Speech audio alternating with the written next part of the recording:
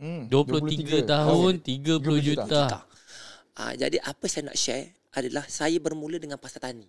So saya pergi, saya ni ada MLVK 1, cuci Apa tu? MLVK 1 ni cuci muka orang, urut orang, make up orang. So mak kata kau pergilah, kau tak apa nak pandai sekolah, kau pergilah belajar Ambil make up. kemahiran lah. Vocational. Vocational.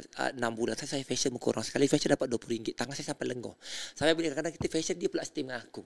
Oi. Dia steam. Aku Laki. urut dia steam. Tak kisah lelaki perempuan dia steam dengan aku. Aku menjam, aku cakap kan. This is true story. Tak apa. So bila saya buat sampai bila aku nak kahwin, RM20 dapat sikit sangat ni. So saya kata, okay, daripada situ diorang nak beli produk saya. Apa yang saya guna, saya penjual. So bila saya jual produk-produk tu, lambat yang dapat orang ni, saya beranikan diri jual di pasar malam.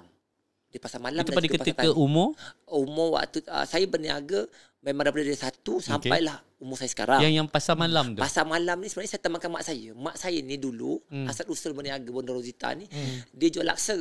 Lepas tu dia jual barang-barang lauk-lauk. Dia pun orang susah.